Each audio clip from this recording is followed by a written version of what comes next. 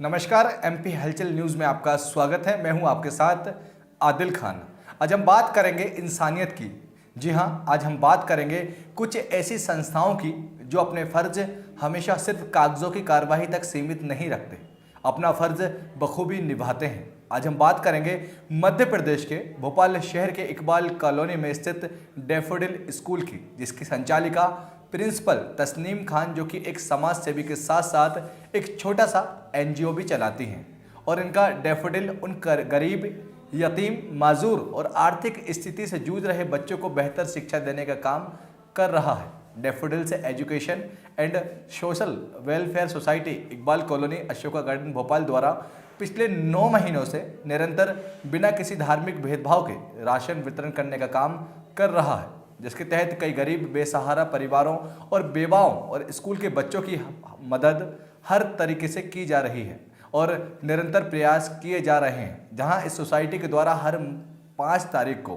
हर महीने की 5 तारीख को कई सारे परिवार और स्कूल के स्टाफ मेंबर्स को राशन की सामग्री और कुछ राशि दी जाती है। इस सोसाइटी के बहुत सारे छोटे तबके के बच्चे भी पढ़ते हैं, जिनकी फीस के लिए माता पिता को कई परेशानियों का सामना भी करना पड़ता है। और वही कोविड-19 के कारण उनकी परेशानियां और ज़्यादा बढ़ गई हैं। जैसे कई लोगों के काम बंद हो गए हैं, कई लोग बेरोजगार हो चुके हैं और इन परिस्थितियों में समझते हुए daffodils education and social welfare society के द्वारा इन सभी बच्चों की फ़ीस पूरी तरीके से माफ़ कर दी गई। और जैसा कि आप सभी जानते हैं कि कोविड के कारण सभी को इतनी ज़्यादा ट्रबल्स हुई, इतनी ज़्यादा प्रॉब्लम्स का सामना करना पड़ा। तो जो मिस तस्नीम खान है, हमारे स्कूल की प्रिंसिपल, उन्होंने उस तकलीफ़ को अपना समझते हुए बहुत सारे लोगों की मदद करी और वहीं साथ ही साथ उनके जो स्टाफ मेंबर हैं, उन्हें भी अपना मानते हुए उन्होंने हम सभी की बहुत ज़्यादा हेल्प करी है। तो हेल्प तो सभी कर रहे हैं, लेकिन हेल्प करने का भी एक तरीका होता है। तो जिसमें देखिए प्रिंसिपल मैम का जो तरीका है वो इस तरह से है, उन्होंने स्टाफ को जॉब दी। जॉब देने के साथ उन्होंने पूरी कोशिश करी, क्योंकि हमारे यहाँ का जो स्टाफ मेंबर है, काफ़ी बड़ी स्ट्रेंथ में स्टाफ मेंबर है, 70 से 75 लोग हमारे यहाँ पे काम करते हैं।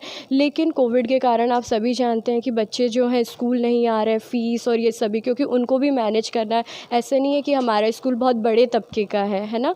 तो उसका जो उनका फ़ंड होता है, उन्होंने अपने खुद के फ़ंड में से कुछ ऐसे टीचर्स को बुलाया जिनको सबसे ज़्यादा रिक्वायरमेंट थी जॉब की।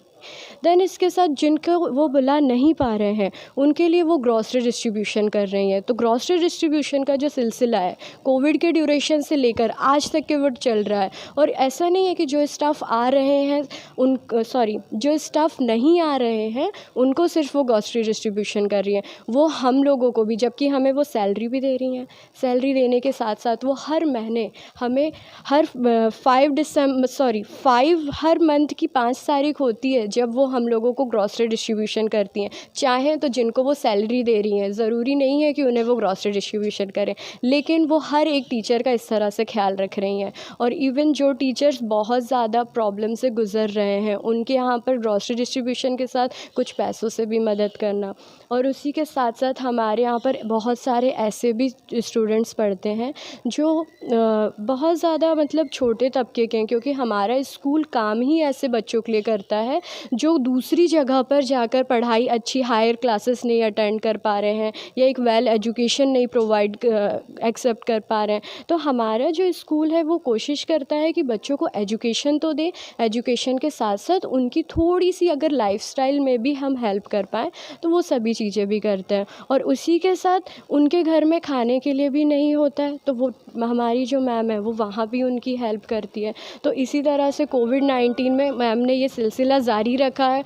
और जारी रखने के साथ साथ मतलब सबसे बड़ी बात तो यहाँ पर ये आ जाती है कि बहुत सारी संस्थाएं काम कर रही हैं, लेकिन उन संस्थाओं ने जब से ये लॉकडाउन ओपन हुआ है स्टॉप कर दिया है। लेकिन वो चाहें तो वो स्टॉप कर सकते थे, लेकिन वो अभी भी इन सब चीज़ों को लेकर कंटिन्यू काम कर रही हैं। तो मुझे लगता है कि यहाँ पे काम करने वाला हर एक स्टाफ मेंबर हो, चाहे यहाँ पर प्यून स्टाफ हो, चाहे यहाँ के स्टूडेंट हो, सभी अपने आप को बहुत ज़्यादा ब्लेस्ड फील करते हैं कि हम एक ऐसी प्रिंसिपल के अंडर में काम कर रहे हैं या एक ऐसे प्रिंसिपल के एकेडमिक में पढ़ाई कर रहे हैं जो इस तरीके के काम कर रही हैं। तो वो हमारे साथ साथ पूरे स्टाफ मेंबर के साथ साथ हर एक स्टूडेंट के लिए बहुत बड़ी इंस्पिरेशन है। चलिए, और इसी के साथ स्कूल और संस्था निरंतर यही प्रयास करती है कि किस तरह लोगों की मदद सही तरीके से की जाए।